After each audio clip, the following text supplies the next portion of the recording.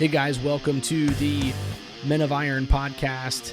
As always, we want to welcome you and we want to encourage you to share this podcast, to leave a review for us. This helps us be found when people are searching for podcasts, when men are searching for podcasts. Share this, leave us a review, let us know what you think, share it with your network. This is the most important thing that you can do for Men of Iron today. And so would you just take a couple minutes and send this out to some friends, ask them to subscribe, ask them to leave a review for us? We would be very appreciative. We've been discussing now for a while this topic of masculinity, and we've been challenging all of us, right, to change a culture with courage. And recently, the church that I attend, that myself and my family attend, we went through the book of Daniel chapter by chapter. And as men, we really should be drawn to Daniel and to his life and what we can learn about him, because he models masculinity. He truly does. He models how to change a culture with courage. And you might be asking yourself, well, why or how? And the bottom line is that Daniel models masculinity. He changes the culture around him because he had a level of intimacy with God that we all should desire as men. And the key thing about Daniel was that he never let culture defile him. Now, let me just say that again for a moment. Daniel never let culture defile him.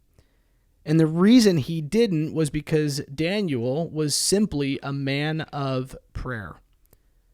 The Bible tells us that even when he was told by the authorities to stop praying, Daniel still prayed.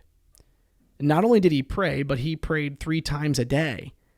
And for Daniel, his masculinity, his culture-changing ability came from this rhythm that was established in his life. Daniel made a very difficult decision to go against what culture was saying and instead did what was right in the eyes of God. Instead, he followed his convictions.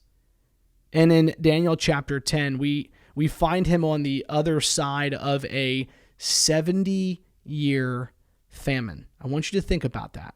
70 years of famine. It's pretty amazing when you think about what someone must go through and what they must have experienced. But in Daniel chapter 10, we know that this 70 years of exile is over. Daniel's expectations, can you imagine for a moment, right? Like, he's got to be having this mindset or this mentality of, okay, things are going to improve now. And in chapter 7 through 9, he has visions of conflict. And we find him in chapter 10 where he's been mourning for 3 weeks because several million Jews at this point have been accustomed themselves to Babylonian culture, and yet only 50,000 of them are going to be coming back to the promised land. And so Daniel's mourning, he starts to do this. We've heard it said before about a Daniel fast. He starts to eat basic foods. He cuts out all these delicacies. And so he's mourning, he's fasting. I mean, can you just imagine what his anticipation must have been like coming out of 70 years of exile? 70 years of exile.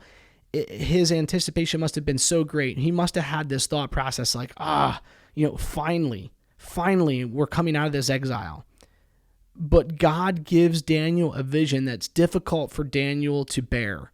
And we see him in Daniel chapter 10 mourning. But the point we want to make today is that he, as a masculine man, somebody that changed culture with courage, he mourns the proper way. For many of us, we may not respond in a healthy way when our expectations are not met.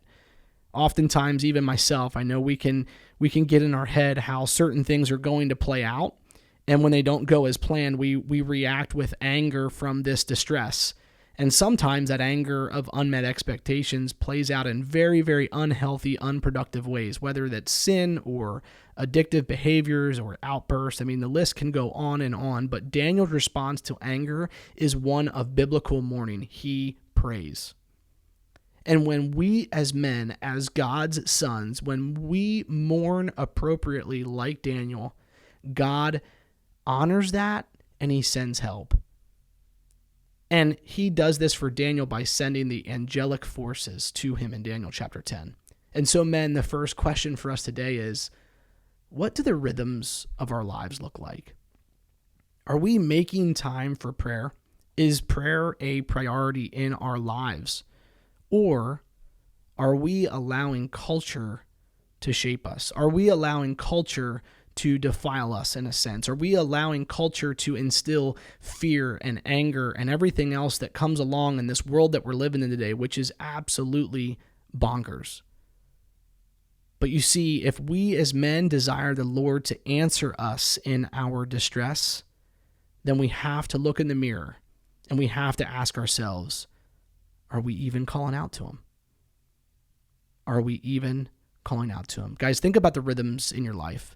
Think about your prayer life. Think about how your response to unmet expectations plays out. We'll talk to you guys next time.